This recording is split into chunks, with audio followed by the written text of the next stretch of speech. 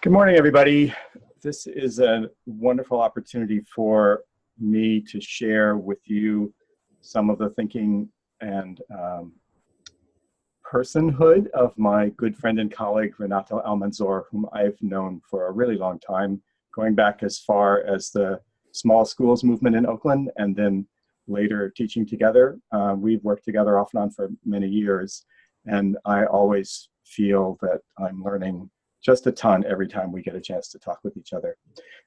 I know Renato pretty well, but my assumption here is that none of you have met Renato before, and I would like to give you a chance to get to know him a little bit. So Renato, can you take us off here and talk a little bit about who you are and why we're welcoming you into the space this morning? Yeah, well, thank you. I am so appreciative and grateful to be able to hang out with you this way, John, and to be able to share some of my thinking and observations and path, if you will, of I think our alignment in our world. So as John said, my name is Renato Almanzor, and what I often like to share is that my full name is Dr. Renato Patrick Intiong Inamangan Almanzor Jr. And I share that with you because I bring all of who I am with me, just as it's my assumption that you bring all of who you are with you. And with that, it's fine if when we meet, you can call me Renato, and I do prefer Renato as opposed to some of the other names that folks might call me, Renato, Ronaldo, Geraldo, Geraldo, Gerardo, Rico, Suave, Lou Diamond Phillips, Johnny Depp, and it's Renato. And again, it means a lot for me how I've embraced my name. And not that I'm limited by my name, but what it allows me, again, is to be able to know that I can draw from not just my name, but I'm really drawing from my family, my culture, my heritage, my experience, my life changes, because I didn't always actually go by that name, Renato. In younger terms, I went, my younger brothers called me Kuya, which is the name and obligation of the oldest Filipino brother. And so what I hope to share with you in our conversation was really the lifelong relationship that I have with you, John, and thinking about what does it really mean to kind of live on a path and be committed to a path of everyday equity. And so some of what I've done is prepare some slides that we may or may not go to because I hope in some ways I can share some of these ideas, but hopefully it's also some of a conversation. But it really is a journey for me of acknowledging what matters, what's difficult, and what's possible about living on this path of everyday equity. And so, so that's sort of where I'm hoping to offer some perspective that can contribute to your time together. So that's really powerful for me to hear.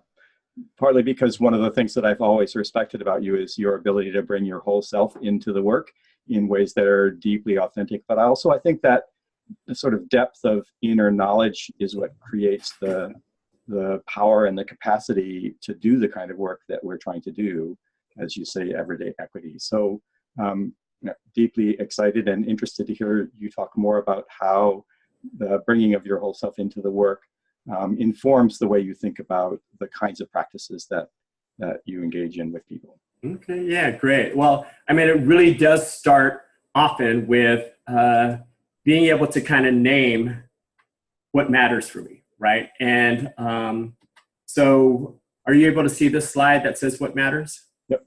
Yeah, and so one of the things I often do to kind of bring my whole self is actually bring some of my past and my loves into what I'm about.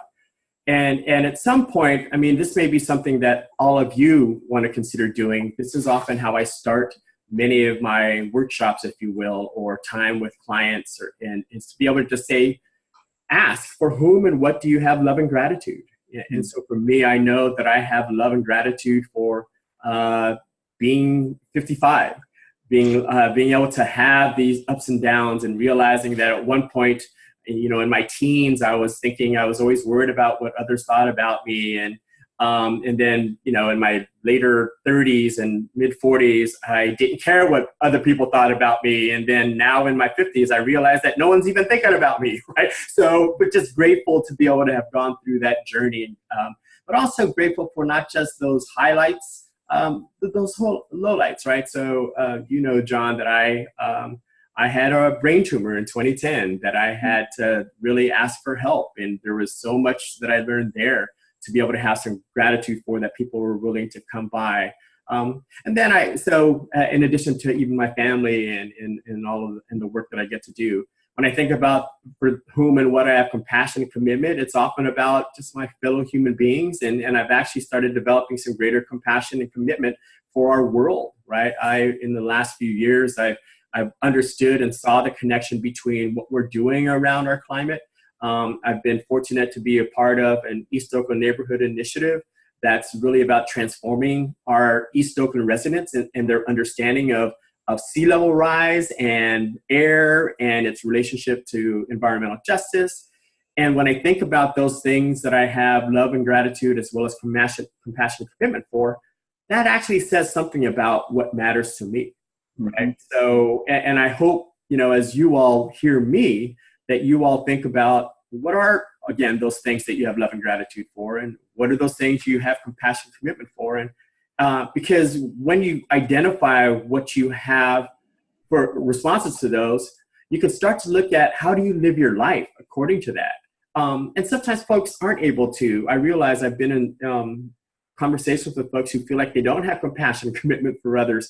And I didn't mean to giggle, but I just get that sometimes people are just so harmed, and we're in such a harmful environment that it's hard for them to kind of think about something else besides themselves. And so I would offer, it's all right to be able to say you have love and gratitude for yourself, compassion, commitment for yourself. And if not, I mean, for now anyway, at least borrow the ones that I've shared. Because mine are accessible to others. And so you might be able to think about that. And to start that, and that's why I often think about narratives, right? So when I think about what, for whom and what I have love and what matters to me, it's really the stories that I have around that. I could think about the world is glorious. I can also think about the world is wretched. And I think so much of what I do is actually both, so that I can find how is it that glorious way I see the world inform how I interact with others. And the times I see the world as wretched also informs the way I interact with others. And I love this saying from Marianne Williamson that what we do emanates from who we are. And so much of what I need to look at and what I realize in things like training, and, you know, I've been a professor for over 20 years as well, and my consulting and coaching, that I realize sometimes we're trying to get people to change what they do without really thinking about seeing ourselves differently. Mm-hmm. And really both of those things are together. And if we're just working on the skills and not working on our sense of being, the ontology of our being, as well as the epistemologicals, there I'm getting a little nerdy in part of it. I love that part of it. I really love that part of you, Renato. Yeah, just that, how do we accept that and just kind of realize that part of what we're changing isn't just changing how to do and how to see ourselves, is actually more a recovery of what we're doing and who we're seeing ourselves as and understanding ourselves. And so our work truly, and that's why I'm so appreciative and so inspired by the work you're doing with all these district leaders, folks who are so committed to the life of our young people, and subsequently and consequently our communities. I think it's about creating connections between what we do and who we are, which, you know, for me, it's making connections. I love this, again, another quote from Rinku Sen. If we want to change a story, we have to expand the experience of the person telling it.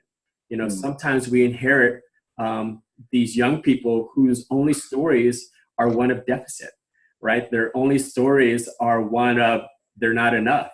And how do we expand it so that they might feel like they can't do everything, but that doesn't have to mean who they are, right? So yeah, I just wanted to pause there and just see if you had any additions or thoughts on any of that. Well, yeah, I'm really struck by this notion of the going inside and seeing, really trying to uncover a sense of who we are in our depth and our core being.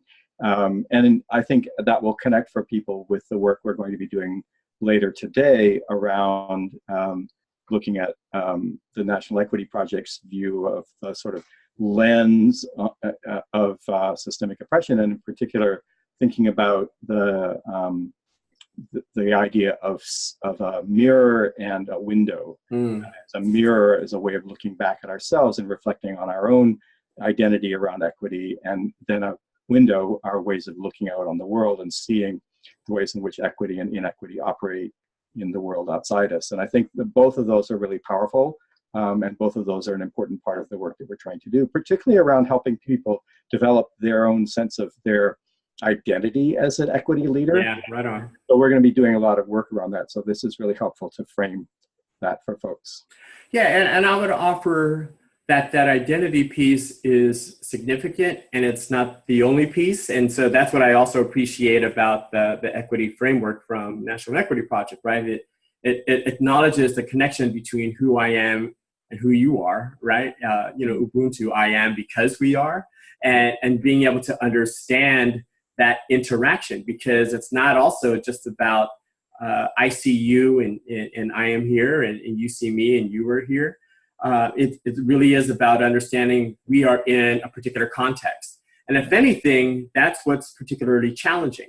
And I spend time talking about what matters, because once we start to understand what matters, and there's a book by Paul Tillich, The Dynamics of Faith, right? And where he talks about the ultimate concern. And if we really look at our lives, folks can kind of infer what our ultimate concern with, but sometimes we're not even pausing enough to think about, what we might want to articulate or espouse as our ultimate concern.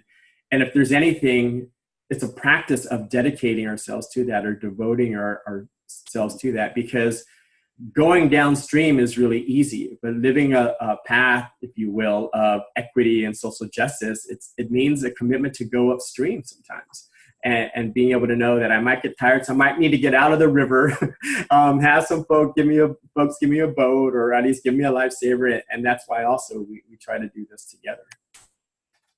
So I know we've talked before in some depth about this notion of commitment and consciousness around an understanding of the ways in which we act on the world, and the kinds of things that we commit ourselves to doing in the world. And I'm wondering if you can talk some about that. Yeah, it's almost like as if you knew what I was going to show next, right? And I think that's what's really most difficult, is an acknowledgement that I need to continually practice that I might be living a life of habit. And that's not a judgment. That's just something to be aware of. And one of the things that's most difficult is I can get caught up in a world that moves faster than I want to move, or I'm able to move. And I miss things. And so I do have a daily practice of meditating, at least 30 minutes every morning, and then sometimes 5 to 10 minutes in the evening.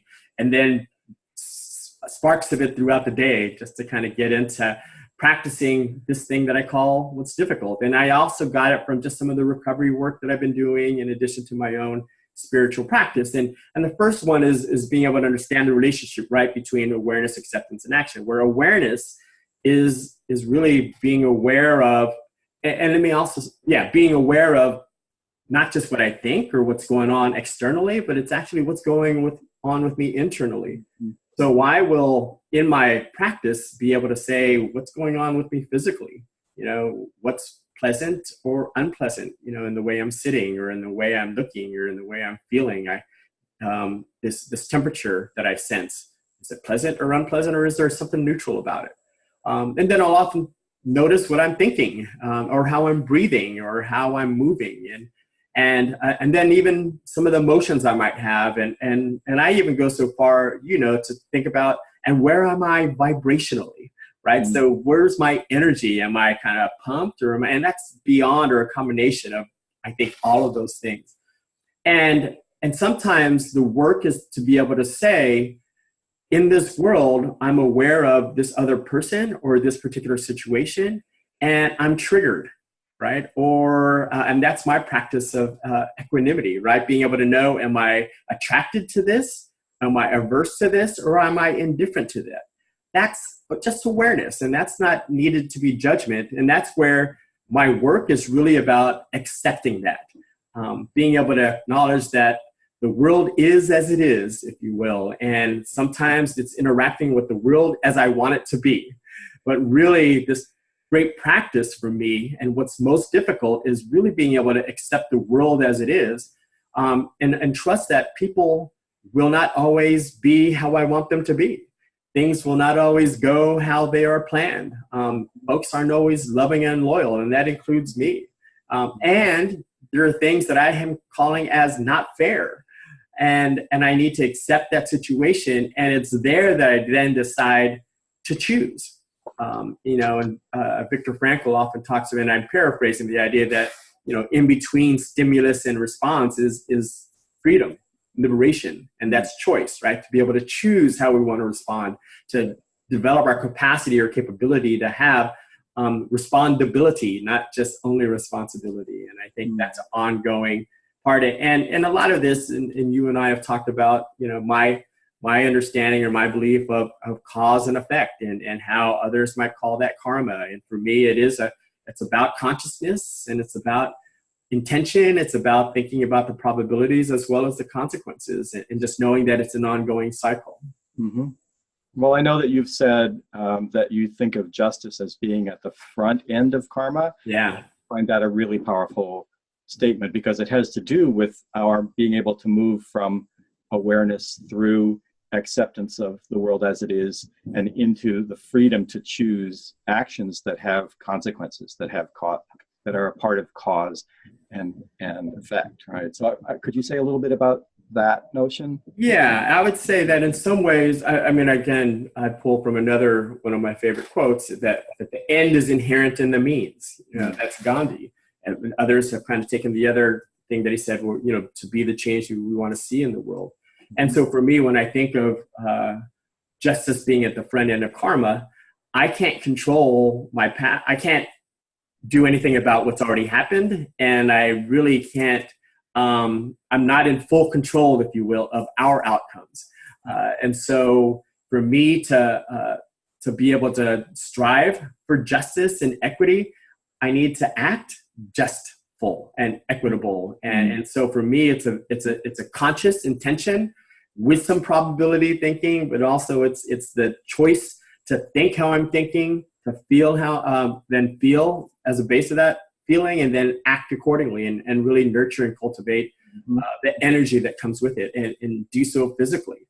And there are times that I have to acknowledge, though, that our capacity, this is Adam Crehane, our capacity to address our toughest social challenges depends on our willingness to admit we are part of, rather than apart from, the woundedness of our world, right? So what's difficult is that hurt people hurt people. And so sometimes whenever I catch myself tempted to be judgmental, and to be, actually not just be tempted, to act judgmentally and act harmfully, I have to rely on some resilience and some discipline and some mind training and heart training, and colleagues and allies to be able to call me on my stuff and collect me and get me greater onto this path of a way of being. Again, what I do emanates from who we are. That's in greater alignment with what I think is my divinity. Mm-hmm. Well, so I have two thoughts there. One is that our group is going to be considering a sort of maybe more powerful reframing of the notion of equity later on today and over the course of the next few days. And that, I think, connects very deeply with your notion of equity as being at the front end of, rather than as an outcome of, the work that we do. And that depends a lot on our own awareness and the relationships we build with others. For sure. The second is that this all seems to connect everything that you've talked about so far this morning together around what I see as the connection between justice or you've explained to me and helped me understand, is the connection between justice and love and power. And I wonder if we could sort of round out our conversation by your talking a little bit about that? Yeah, sure. Well, one of the things that I realize about what's difficult and what you're leading me towards is this conversation about really what's possible is some of the awareness and acceptance is that, again, it's not enough to think about how we are in our relationship. It's also important to think about the context in which we're in. And then it's also important to kind of think about how we understand that context. So I wanted to first just kind of be able to share, when I think about, and both you and I are organization design folks, that I want to share, and I adapted at least the bottom graphic from John Powell, right? That system is perfectly designed to produce the results it is now producing, right? So often what we'll do is figure out whose fault is something, right? And who to blame or who to shame. And I think that's one of the structural challenges of understanding oppression and this culture of scarcity that we're often embedded in, right? The idea that we're so prone to shaming and so prone to comparison, that who's better, who's less than, and that leads to really just being disengaged or disenfranchised and fragmented from each other. So we need to understand that what we're doing is connected to so many other things. And so back to karma, I think other people do inherit their own karma, and I can wish for something else. And our karmas all interact and are interdependent with each other. So that's why I think it's important to be able to see ourselves not as independent of others and our systems, but as being interdependent and actually interwoven. And actually even more deeply at a spiritual level, for me anyway, it's one, right? And so what's my contribution? And if I'm not contributing to it, then I'm actually robbing from the whole in whatever way that I am.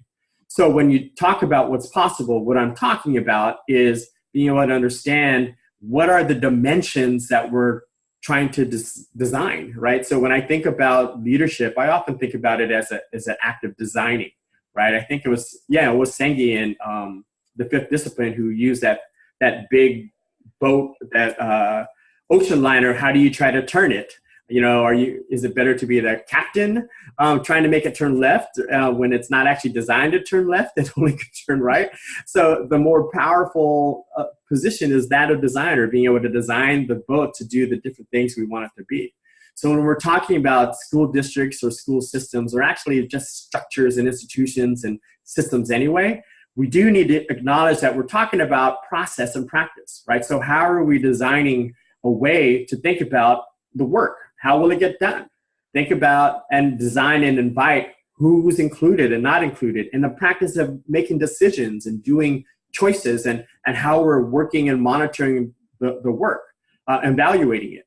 What we're also doing is designing the relationships, right? How do we want people to experience each other, and how are they going to experience each other? What are the similarities and differences that we're going to leverage? That we hope to leverage, and how are people going to be valued for their engagement? The other thing, though, that we're designing for, and again, this gets confusing when I kind of talk about how justice is at the front end of karma, it's results, right? What is it that we will achieve by when?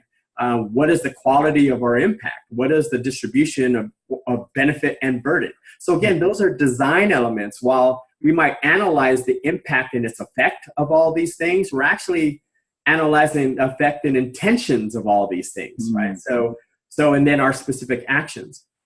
But the thing that I want to offer is that, and so again, this is adapted from Interaction Associates. What I like to offer is a frame that I got from MLK Jr. And yesterday was just Martin Luther King Jr. Day, and so I shared this quote a couple times because of the events that I went to, because it's my favorite quote. But first, I wanted to say that when we're talking about process and practice, I do think we're talking about power. Power is the capability to fulfill or obstruct personal, relational, and collective well-being, right? So it's being able to say, I can actually choose how the work gets done. I can choose who is included or not. I can choose how it's going to be used to strive for liberation, or actually to oppress myself or another, right? And how do we have that balance, satisfaction, and well-being? When we're talking about relationships, for me, we're actually talking about love. So I have lots of definitions of love. And you know, one, Paul Tillich, again, I appreciate, he talks about, it's about finding unity in the separated, right? M. Scott Peck, it is what is that? Well, it'll come to me. But he defines love as the willingness to nurture, extend myself to nurture my own and another's spiritual growth, right? So that's love. And then Bell Hooks, of course, has an awesome book all about love. And she says it's not just one thing, it's a combination of things. It's a combination of care, commitment, trust, respect, responsibility, and knowledge, right, of ourselves and each other. And so when we're talking about results, when we talk about what's possible, we are talking about justice. And so for me, justice is really a notion of, are we moving towards fairness? And again, the last one for me, it's the fair distribution as well as allocation of benefit and burden. John Powell talks in his last chapter of Racing to Justice, the distinction between suffering, social suffering, and spiritual suffering. The idea that we're all going to suffer, we're all going to age and get sick and die. But what we've done is created cultures and structures that actually allow us to have a surplus of suffering. And so part of our work is how do we dismantle these systems that encourage a surplus of suffering? And when I think of the MLK quote, right, I think about it this way, where power without love is reckless and abusive, right? Love without power is sentimental and anemic. And so power at its best is love implementing the demands of justice, and justice at its best is power correcting everything that stands against love. And that's the quote. That's the Martin Luther King quote. And I love your explanation of how it fits together. Yeah, so I have it there for this as well. Yeah, and it's just continues to move me, right, like no other, really. And it's something that I just need to keep, that resonates so deeply. And so even as we're having this conversation, I'm thinking about our processes, right? And how is this one that allows for us to focus on our concurrent well-being, right? Not just my well-being at yours. Love, how are we finding unity in what we might think is separate by either age or race or experience or upbringing and all these other kinds of things. And when we're talking about results of this conversation, I hope it's justice, right? It's a distribution of knowledge or experience or feelings and vibrations in a fair way and not in a burdensome way. Because, and I'll just go on to this next quote, just that the idea from Robert Gass, where we are talking about, and you all are talking about, something so powerful of transformation. And what he offers is that, again, the heart of transformative social change is the intimate connection between the outer work of strategizing, organizing, and campaigning, and the inner work of who we are as human beings. Mm-hmm.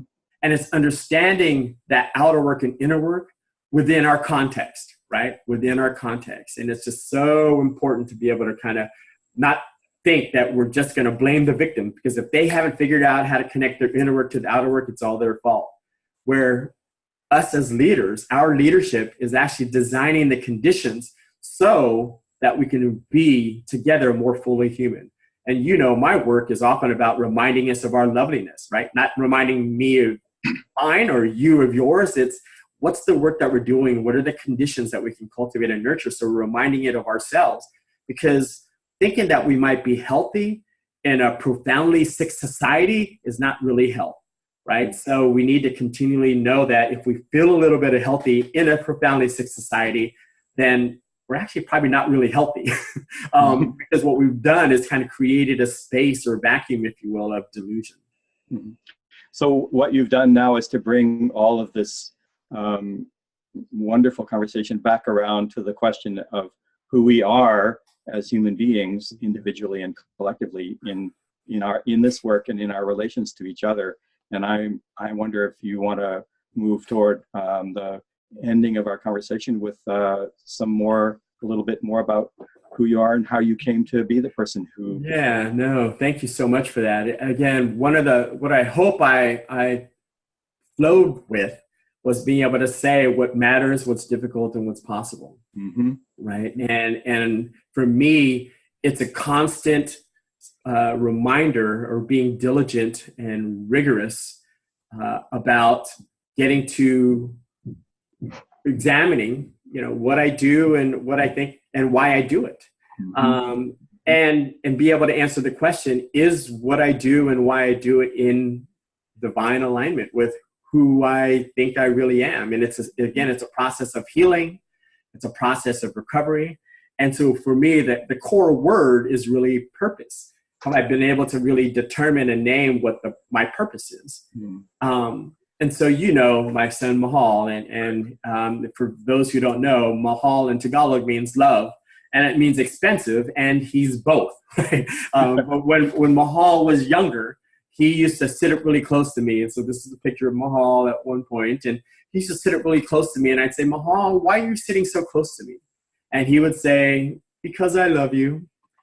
And we would have dinner together, and he would pass his vegetables onto my plate, and I would say, Mahal, why are you giving me your vegetables? And he would say, because I love you. And then I would go to his room, and I'd say, Mahal, why is your room such a mess? And he would say, because I love you.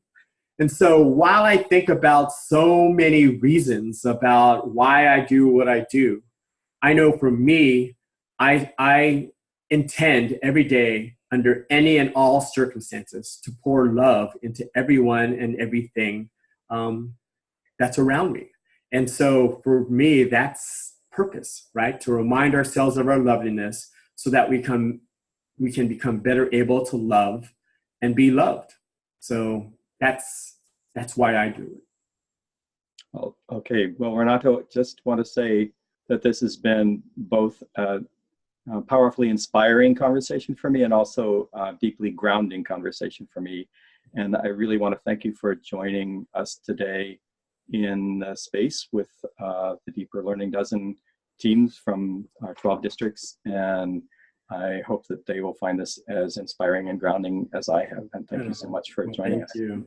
Yeah, and may you all be happy and peaceful, and be safe and protected while you're in our area, in our town, and that you actually are open to the blessings and gifts of each other, just as you bring your blessings and gifts to each other.